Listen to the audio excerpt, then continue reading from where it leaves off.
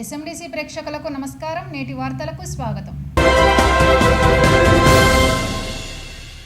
Naspur colony Singareni డిస్పెన్సరీలో సుమారు 15 లక్షలతో ఆధునీకరించిన ఆక్యుపేషనల్ హెల్త్ సర్వీస్ సెంటర్ను corporate safety GM Guruvayya, Srirampur GM Sanjeevareddy, chief medical officer doctor సుజాతతో కలిసి ప్రారంభించారు. అనంతరం వారు మాట్లాడుతూ సింగరేణి సంస్థలో పనిచేస్తున్న ఉద్యోగుల ఆరోగ్య పరిరక్షణలో భాగంగా ఉద్యోగులకు సంబంధించిన అంశాలు, ఉద్యోగుల కుటుంబ సభ్యుల అంశాలను సింగరేణి హాస్పిటల్ మేనేజ్మెంట్ సిస్టమ్ ద్వారా రికార్డు చేయడం జరుగుతుందన్నారు. దీంతో ఉద్యోగుల ఆరోగ్య పరిస్థితిని తెలుసుకునే అవకాశం ఉంటుందని తెలిపారు. యాజమాన్యం సింగరేణి ఆసుపత్రులను సాంకేతికంగా అభివృద్ధి చేయడం జరుగుతుందని చెప్పారు. ఈ కార్యక్రమంలో Bellampalli GM safety Raghukumar, AITUC branch కార్యదర్శి బాజీ సైదా, అధికారుల సంఘం ఏరియా అధ్యక్షుడు Venkateshwar Reddy, DGM personal Aravind Rao, civil DGM Anand Kumar, డాక్టర్లు మురళీమోహన్, మురళీధర్, లోక్నాథ్ రెడ్డి, వైద్య సిబ్బంది పాల్గొన్నారు.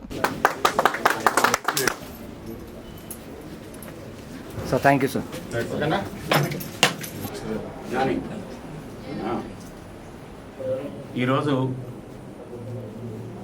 నస్పూర్ డిస్పెన్సరీలో పిఎంఈకి సంబంధించిన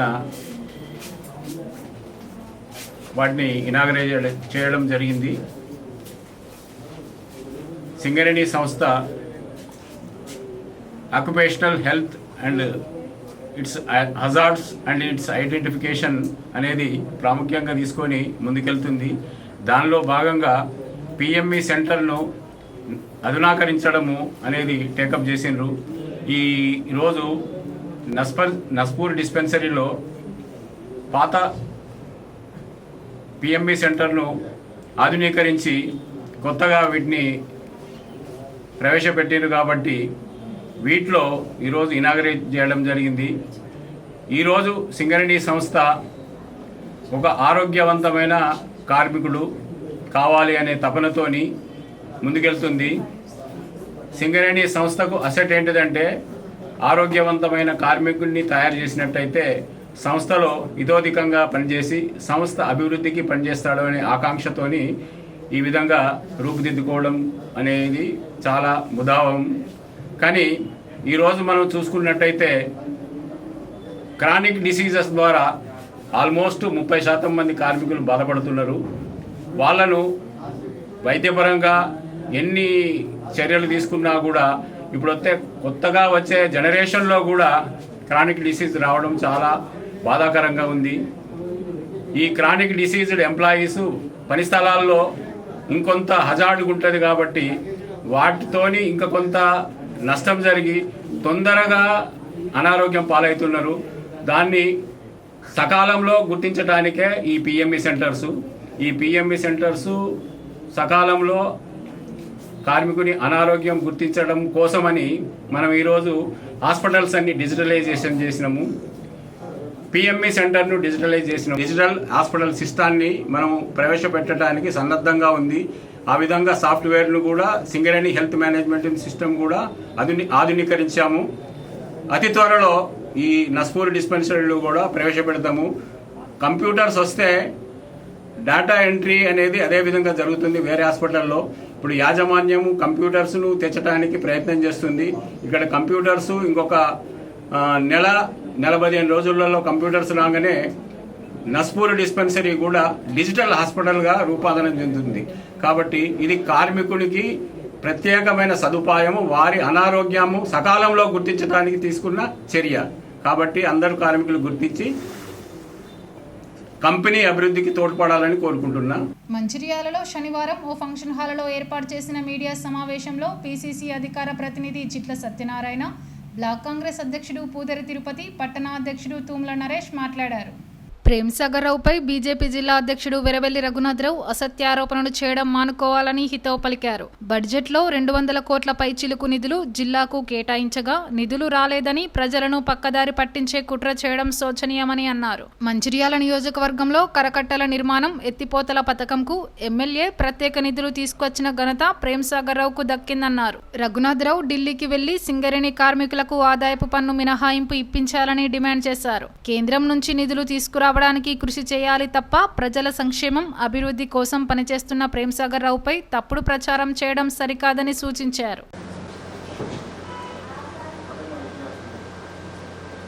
పెట్టకూడదు కౌంటర్ మేము ఇవ్వలేదంటే మహిళలకు కూడా నీకు ఇచ్చే కౌంటర్ అనేది కౌంటర్ ఇవ్వలేదు. ఇలా బడ్జెట్ గురించి అడిగితే కేంద్ర ప్రభుత్వం నుంచి నువ్వు తెలంగాణలో పుట్టినోనివి, మంచిర్యాలలో పుట్టినోనివి, నువ్వు కనీసం నీకు తెలియదా తెలంగాణ నెక్స్ట్ నేనేదో సాధిస్తే నేనేదో పొడుగుతా నేను మంచిర్యాల.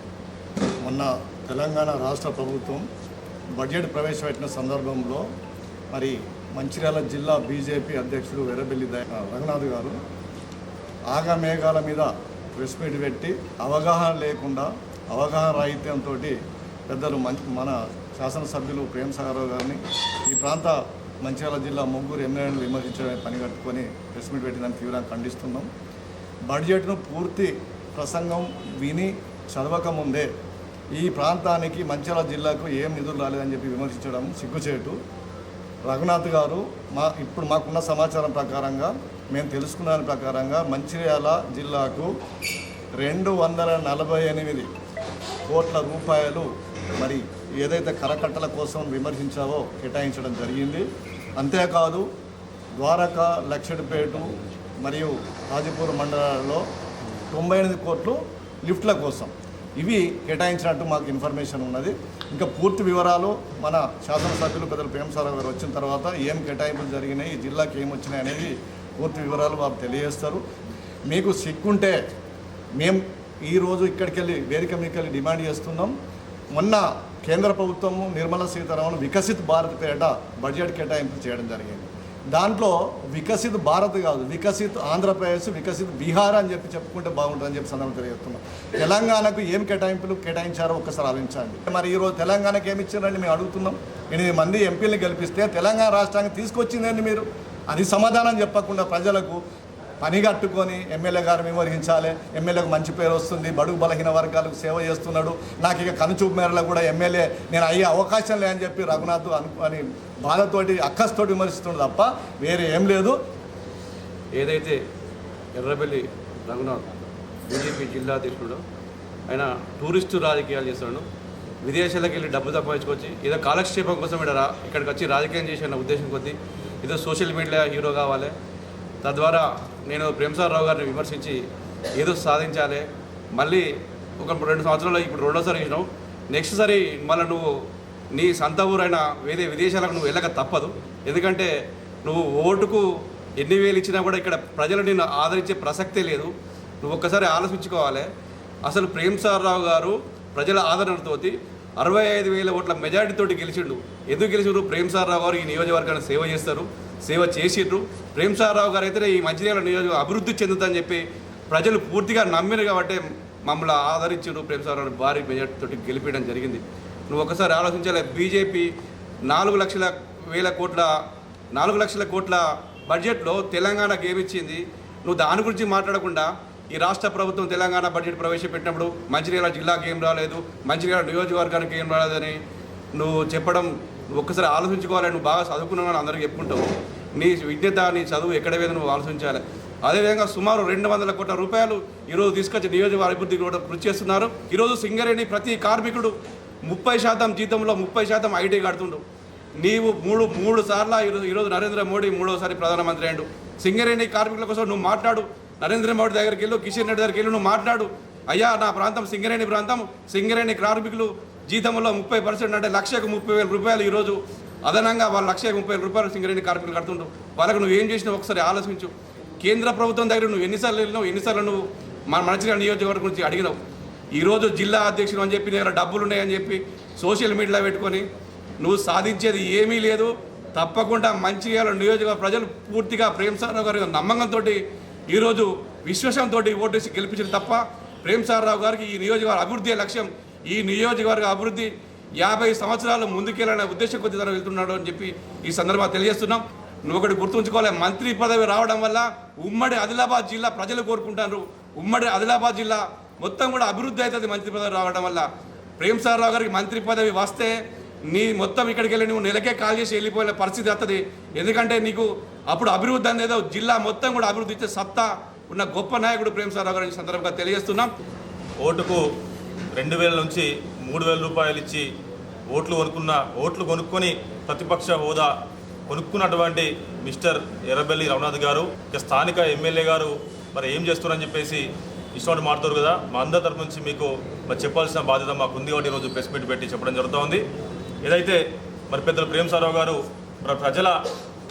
ప్రజల ప్రేమతోని ప్రజల అభిమానంతో 66,000 మెజార్టీ మరి తెచ్చుకొని గెలిచినటువంటి మరి నాయకులు పెద్ద ప్రేమసారావు గారు గెలిచిన వెంబడే మరి ఎన్ని కార్యక్రమాలు చేసిరో మాకు గుర్తొచ్చిన రాసుకోవడానికి కూడా మాకు గుర్తు రావట్లేదు.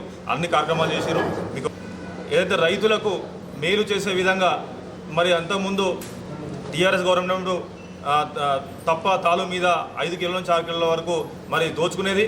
దాన్ని ప్రేమసారావు గారు గెలిచిన వెంటనే వారు పెద్ద మనసుతోని రైతుల దగ్గర ఎలాంటి డబ్బులు తీసుకోవద్దు, మరి రైతులను దోచుకుంటే ఏం రా అని చెప్పేసి మన ఎక్కడ లేని విధంగా ఓన్లీ మంచిర్యాల నియోజకవర్గంలోనే ఈ రాష్ట్రంలో మొట్టమొదటిసారిగా రైతులకు మేలు చేసిన సందర్భం మీరు గుర్తుంచుకోవాలని చెప్పేసి మీకు చెప్పడం జరుగుతోంది.